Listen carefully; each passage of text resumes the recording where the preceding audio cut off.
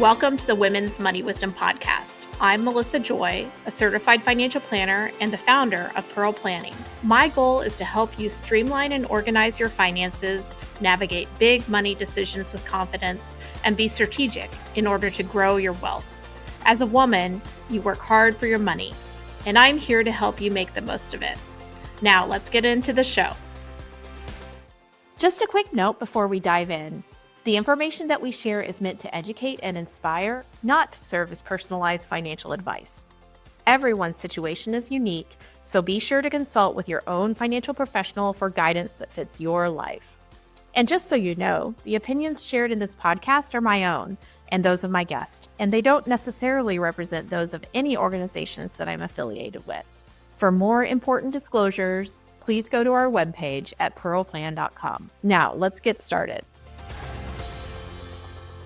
Hi, everybody. We're in for a treat today. I am joined by recently published author, although it's not her first book, and also fellow financial advisor, Cary Carbonaro. She's going to be talking about her book, which is all about women and wealth, as well as the lessons we've learned. We're going to share with you the lessons we've learned about how our profession of financial advice does and doesn't get women and what we need to do to change it. Cary is an award-winning certified financial planner with over 25 years of experience. She's the managing wealth advisor and women and wealth ambassador at Ashton Thomas, where she leads a multi-million-dollar financial planning practice focusing on empowering women. Cary is the best-selling author of The Money Queen's Guide and the newly released book, Women and Wealth, a playbook to empower clients and unlock their fortune, which offers actionable strategies for better serving women in financial services. That Cary was just holding up the book. Congratulations on the Here it is. Yeah. Congratulations that it's out in the world in print. Yeah. And we need so much more of this because I don't know what the name of when you have a panel of all men and it's like a mantle. I don't know. That's exactly it. It's a mantle. Yeah, the mantles for books are like every time you read like the best books for financial advisors or the best books on money, it's like 20 books by men, and then we'll throw in one by a girl or women, I should say. So we need to be writing more. We need to be out there more. And we need to be talking about what we see. And you've done just that, Cary. Thanks for joining us and congratulations. Oh, you're so welcome. Thank you. This was a passion project for sure. It took a very, very long time. When you read it, it's a very thick, heavy book at 400 pages. And, unfortunately it took 3 years of my life.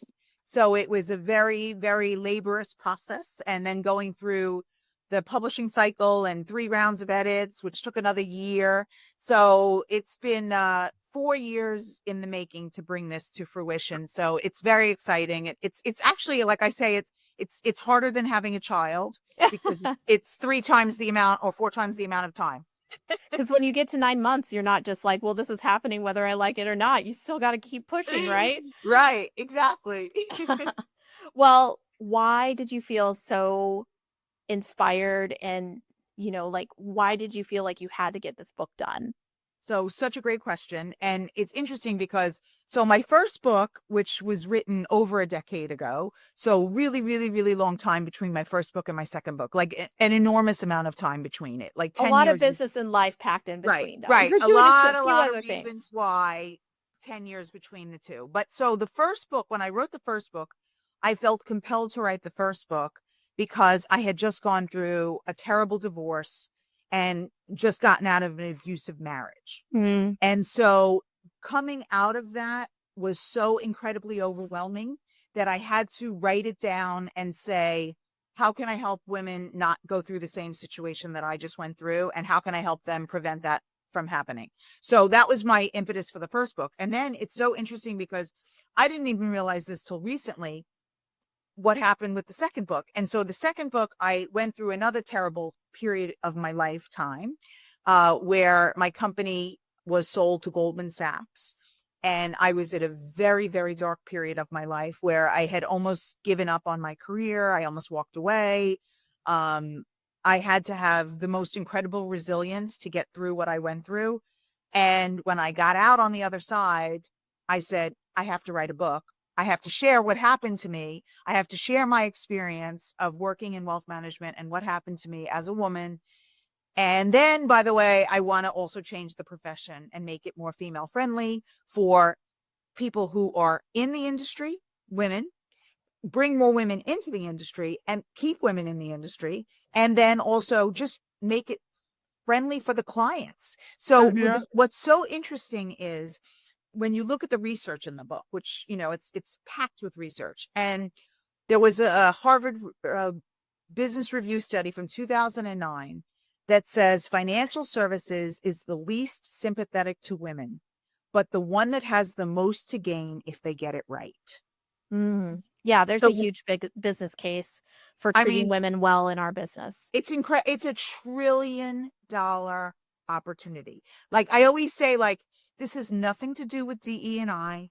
This is like, I never say that word. I never talk about that. This is a business case. It's a business opportunity. What other industry would you say, here's a $1 trillion opportunity on a silver platter, and then nobody wants it? Mm-hmm.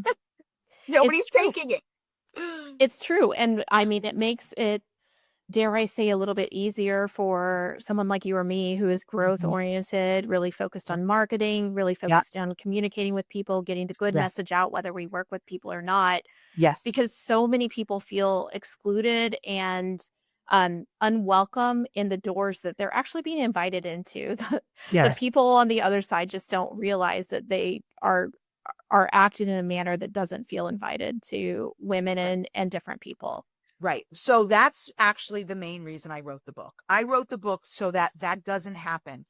What I would love to, I mean, and of course this is a big, hairy, audacious goal, but I would love for this book to literally change the experience for women, like all throughout the industry, starting from, the guys who are, in their 60s that don't know what they don't know, or, the guys starting out in their 20s that also don't know what they don't know.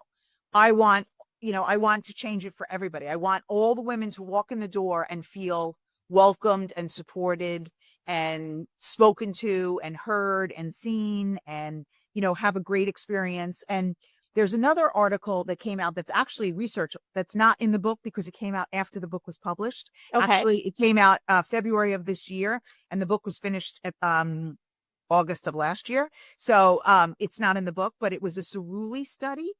And it said that firms that get it right with women are going to be positioned for decades to come. It's true. Again, silver platter. Here you go. I think also, just anecdotally from experience, and let you get back to the facts, because I know our listeners are driving their kids in the carpool or, heading for a long weekend or on the treadmill. They are those clients that our profession is missing out on, or like not communicating appropriately. But anecdotally, I have currently all of our full-time employees are females. Although will be, I'm sure, happy to welcome some men to the employee roster over the years. But people in our profession assume, oh, you're building a company just for women. And actually, there's many men who enjoy working with us. There's many people who are in a heterosexual relationship who say, my wife doesn't feel welcome working with our advisor. I typically make, schedule the financial appointments, but I want to work with someone who would be welcoming to both of us. And it doesn't self-select out from advice for men as well. But what are some of as you researched, what are some of the ways that just as a generic profession or industry, we turn people off, especially women, from feeling welcome? So such a good question. And there's so many answers to that. So I'll just scratch the surface for that. Yeah. So, what happens, one thing is unconscious or implicit bias is ingrained in us from, socialization from the time you're little to growing up to what you are right now. So that is where you literally don't know what you don't know, and it's already it's happening. So there is an implicit bias quiz that Harvard puts out, which you can go in and take it and see, are you automatically making assumptions? And it's interesting because there's all different ways you could be making it about race, gender, socioeconomic status. Like it's not just one thing. It's a million different things that you just, maybe you were raised this way and, you don't know that this way exists. Mm-hmm. And so it's simple things like that, but it's very powerful because it is a big turn off to a lot of women who, are sitting at a couple, two couples sitting with a financial planner, and I'm just going to take a liberty with this discussion and say that a male financial advisor is not making eye contact with the woman. Mm-hmm. And just making eye contact with the man, and the man is nodding and she is zoning out and not interested, and he is talking in jargon and he is speaking a different language. And our industry is very male language because it was created by men for men, and that's okay because that's the way it was. That's who the client was. But that's my point, is the future client is changing. It's Mm-hmm. already changing, and it will continue to change. So guess what? You have a new client, you have new language, you have new processes, you have new everything. Everything should be different to accommodate this new female client. So the female client doesn't resonate with beating the S&P 500. She doesn't care.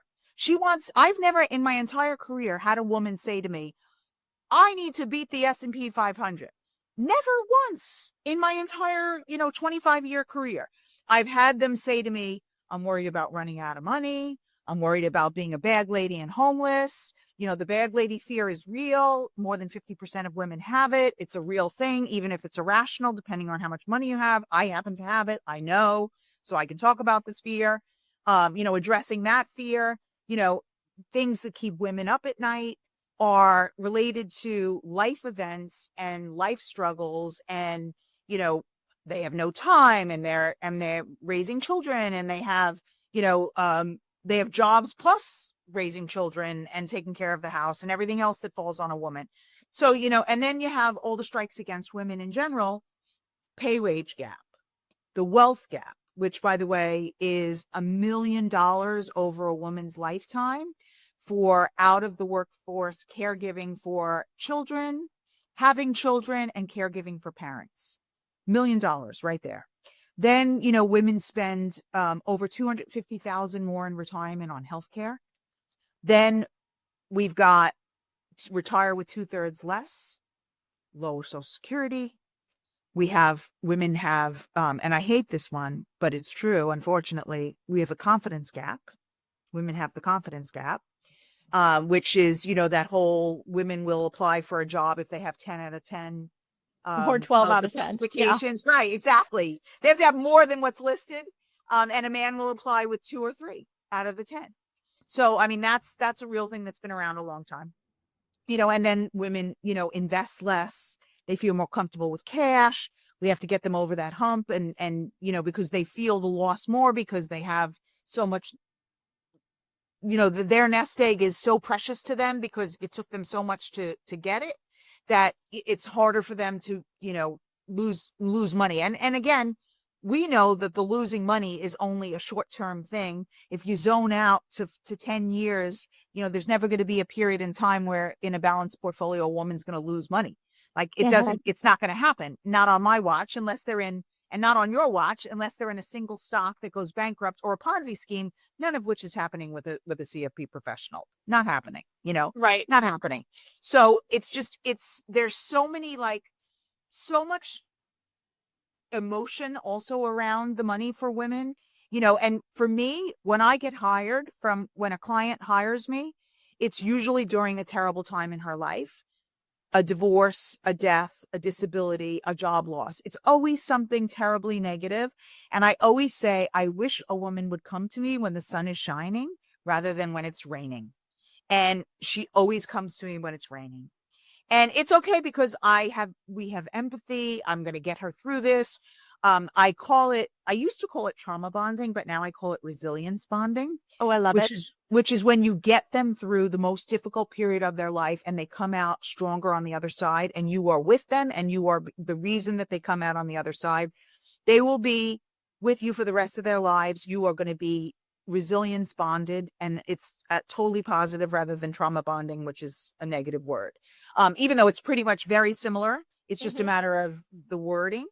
But it is similar. And trauma bonding is a negative, meaning like you're trying to like twist their arm or do something like, in a negative way. And that's not at Right. all what we do.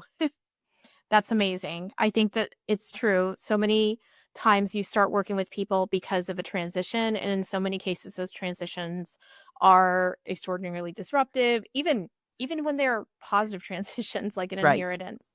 But if you're sitting in your car listening and having wanted to go through the process of financial planning and it's not that rainy day, there's no time like the present Exactly. because you can really be impactful. You can make yourself safer for the future, but you can also capitalize on opportunities that may not be there on that rainy day. So I always encourage people to be, incremental and get started. Absolutely. There's absolutely no time like today. Like, that's it. We've Start listed now. off all the things, all the knocks we have against us. When you're a sandwich generation, the sandwich is often the female. Right.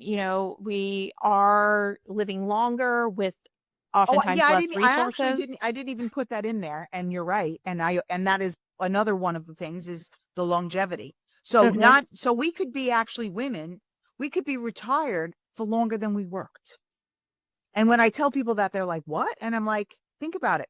How many years did you work? And then if you're living to 100 or past 100, you could potentially be retired for longer than you worked. Yep, absolutely. And also, though women are really emerging as power brokers, we now have the concept of the female breadwinner, Yes. or oftentimes I work with double breadwinner families where both partners are career oriented and making powerful decisions in the workplace. They have extraordinary human capital, and yet we were raised with a tool set that may not have equipped us to make more complex financial and investment decisions. Even though we have all of that capability, genetically and as a decision maker, we haven't been told that this is something that we can do. So what did your research show about these types of people? So it's so interesting. I'll tell you exactly a story just from the other day from a client of mine I work with almost exclusively breadwinning women. That's my main demographic. Because they say you mirror your clients, and Yeah. that's what I am. So Hmm. it's what I attract. And I had one of my very high wage earner women say to me, Cary, just because I know how to make it doesn't mean I know what to do with it. I thought that was perfect. I'm like, that's exactly right. Nobody, like, just because you're great at your job and you know how to make money doesn't mean you know what to do with it. And that's where we come in, because we're going to tell you exactly what to do with it, how to protect yourself, where to put it, so you can sleep at night, and everything else to make sure that all your ducks are in a row and how they're working together. Yeah, and you can manage multiple priorities. I think that is one of the things that a financial planner can bring to the table is that you have a lot of options when you're successful. But knowing, should I focus on the kids' school or my retirement first, or paying off this debt, et cetera, it becomes complicated if you don't just have one decision to make or kind of one stream of consciousness to focus Right. on. Or what I was going to say, all of the above to that answer, to that Yeah, I question. mean, often it's You like know, yes, and we show how you can avoid blind spots by addressing more things, but it's also can be very overwhelming when you're trying to figure that out on your own. And I feel like society gives, there's a lot of really great DIYers out there who love personal finance as a hobby or investing as a hobby, who tell everybody else who don't necessarily consider it a hobby that their hobby needs to be the avocation of the other people. And so paying for services is not inappropriate when it comes to investment and financial decisions. right. And here we are, we're, 50-year-old profession. So, we're relatively new. And We the are. reason that we are a relatively new profession is because, you know, back in the day, everybody had pensions and Social Security, and that was supposed to cover everything, and then in the 70s, it's interesting. Like if you look at a chart, I don't have this chart in my book, but it looks like this.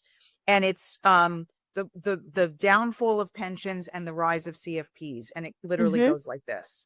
So it's as people were responsible, as pensions pulled out of the marketplace, and people were now responsible for managing their own money with individual retirement accounts or 401ks or whatever. That's when we came into play. And that's when, we became a profession. But back also to answer your question about the research on breadwinners, on female Mm-hmm. breadwinners. What's very interesting on that is the whole great wealth transfer, which is coming, by 2030, women will control 2/3 of the nation's wealth, which as it stands And today how is does that happen? Just right. explain to Yes, the yeah, that's where I'm going. So perfect. that's $30 trillion, which is the same as the GDP of the United States, to put that in perspective, right? And so everyone's like, well, how is that happening? And so it's a convergence of a bunch of different things happening at once. So one is the fact that our longevity, because Mm-hmm. we're outliving our spouses and our parents, um, we're getting from and inheritance from parents and inheritance from spouses, outliving spouses. So that's one of the things. Second thing is that women are starting businesses faster than men right now. So the entrepreneur is happening. Then we also have gray divorce. So, which is older people, the fastest growing segment is over 50 years old getting divorced and then getting money transferred through that.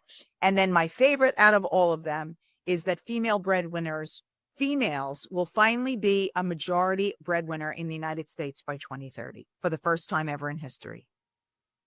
So Wow. that's my favorite stat. I love that. I mean, we're getting educated and we're using those educational resources to capitalize. When I look around my small town, Yeah. there's so many small business owners who are female. And a lot of times that's out of necessity because you hit career roadblocks and you say, if it doesn't work out there, I'll do it myself. But there are so many success stories to focus on. And I hope that our profession is able to match those success stories by a willingness to be flexible, to be more modern, because really you're telling the story of the modern economy. Right. And unfortunately, our profession was built over the last 50 years, 30 years, but it was built on a structure that makes uh, the practitioners less open to change because it all starts with, well, here's all the laws you need to follow, and Right. they don't make you sound very relatable. And then it's like, and I've always done it this way, and I found all my clients on the golf course, and their wives may or may not be invited to the meeting because Right. we meet over drinks after our round of golf. So there's so many opportunities for a more modern, fresh approach, just like I know both of us are doing in our practices. Exactly. And it's interesting because another thing so there's another stat that I have a whole chapter on in the book, which is why women leave their advisors. And Tell me more. so this one's really interesting. So the stat is that 70 to 90%, so we can average it out at 80% of women, when their spouse dies, who are men, leave that advisor. Wow. So, and that number has not changed for decades. So as long as they've been measuring it, it has not changed. So it's funny because when I talk to men about that stat, they say, well, I'm not doing anything wrong. And I'm like, well, somebody is, because it keeps happening. And guess what? Me and you are the ones who they're going to. So I'm happy with that stat. Like if it stays the same, we're just going to get more clients for us. So, because they're coming to us and they're leaving men who are ignoring them or not Mhm. serving them or not speaking to them or not communicating with them or not speaking their language or not bringing them into the conversation or talking over their heads or, all the different things that they don't even maybe realize that they're doing. So I also have a quiz in the book, which is, how female friendly is your practice? And it's actually not my quiz. I borrowed it from a friend and I gave her all the credit in the book. But it's a 20-question quiz and you can see, okay, there's things I'm doing that I had no idea that I wasn't doing, like having a separate meeting with the woman, rather than just the couple, and people are like, what? And I'm like, yeah, do you have a separate meeting? And they're like, I never did that in my life. And I'm like, why don't you start? Or having a woman on your team, or looking at it from a woman's perspective, like with a gender lens, or if you don't understand where she's coming from, ask a woman. Maybe she can tell you where she's coming from. So, I mean, there's just so many things related to that whole topic that if men start to practice what's in the book, they're going to get it right. I And want that for right, everyone me because we too. don't have the capacity to serve everyone. Neither of us do, although we are, I know, both rooting for the success of women in our profession. But we really need that. It's a blue ocean where Right. if we can service more and service more people in a way that they need to be served, then that is better outcomes for American households. That is better Yes. outcomes for the business practitioners. It's win win win, and that's why we're I devoting say time to that all the this. time. I literally say win, win, win all the time. And then another thing that's fantastic for women, which is another amazing thing about women and for women and related to our profession, is that women are more philanthropic than men, which is Mm, another creating win-win-wins. yes. Where if you're talking to the woman about putting charitable gift annuities or charitable remainder trusts and like all these amazing things where you're making the world a better place, and you're giving them tax savings, and they're getting all this great benefit from it. It's amazing, and women love that stuff. And also women love values-based investing too. So Mhm. that's another whole subject where, you know, if have you ever asked your women clients? Because I hear a lot, oh, nobody ever asked me about that. And I said, do you ask your women clients, would they like to tie their values to their portfolio and Mhm. see what they say? I don't think there was one woman on the planet that would say, tell me more, or who would say no right off the bat. Like, I think everybody would be like, what does that mean? Sure. Explain it to me. Yep. And then we talk about, what we exclude, what we include, you know, anything that's going to be impactful to them, that they can feel like they're part of this. This is part of you. This money is an extension of you. It's so true. I think that, yeah, that philanthropy really makes a difference. Being with an advisor that asks about philanthropy, being with an advisor that asks what's meaningful or important to you, whether it's building or purchasing your second home or teaching the golden rule to your grandchildren, which was one of my Right. favorite goals that one of my clients had once. Financial planning is, if done right, is about possibilities. It's not about, well, we're both accountable for dollars and cents and performance on a statement. It is about so much more than that. And if we can teach more people to have that perspective, then it again, the world will be a better place. The impact will be measurable. Exactly. Well, and I believe that with this great shift that's coming and this upcoming wealth transfer, I do believe the world is going to change if women are controlling the nation's wealth. I mean, it's going to be a super exciting time to be alive. And it's interesting because with my bad experience that I had where I almost gave up, I said, I can't give up. I have to be here for this great wealth transfer. I've been talking about this for over a decade. I have got to be here to experience it. So I am waiting with open arms as it happens and it unfolds around us over the next 5 years. Well, congratulations on the book. I hope for our listeners and audience, they hear that even though this book was written with the intent of educating a broader financial advisor population to know how to position their business and get those great results for the clients because of it, that there is so much information packed in there for people who want to be more knowledgeable about money and themselves, especially our audience who are mainly women, that it is worth a download or a borrow at the library. Cary, can you tell us where people can find the book and then also where they can follow you? Sure, absolutely. So you can get the book at Amazon, Barnes and Noble, Porchlight, anywhere, like a lot of independent bookstores too. I don't want to stop the independents, but and Barnes and Noble are the two big ones. So Yeah. that's the easiest place to We'll have find it links and show probably. notes too. Okay. And then to find me, I am the only Cary Carbonaro in the world, so I'm really easy to find. So my website is carycarbonaro.com. Facebook, I'm Cary Carbonaro. LinkedIn, I'm Cary Carbonaro. Instagram, I'm Cary Carbonaro. So, and I think that's it. But those are the main places you can find me.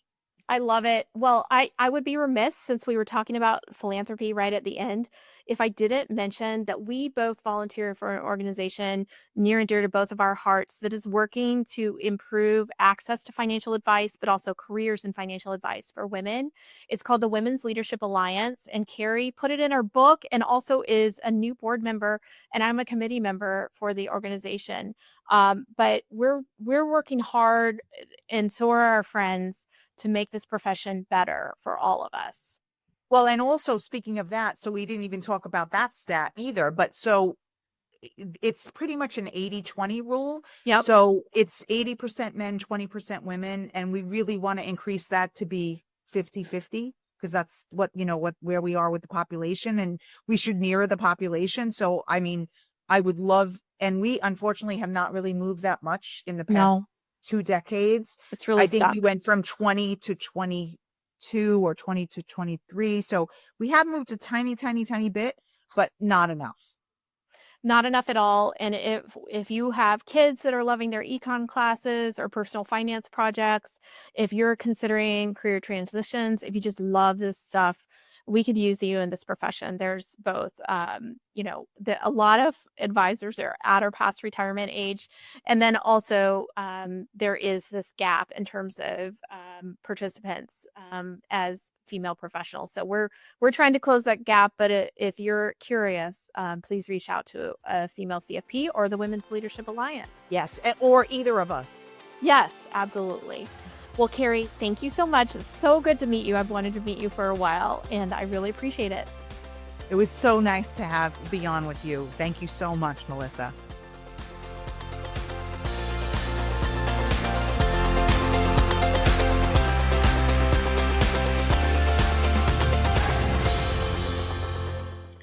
Thank you for listening to the Women's Money Wisdom Podcast. If you found value in this episode, the best way you can support the podcast is to forward an episode to a friend or leave a review. Go to pearlplan.com and the podcast link to get all the resources and links mentioned.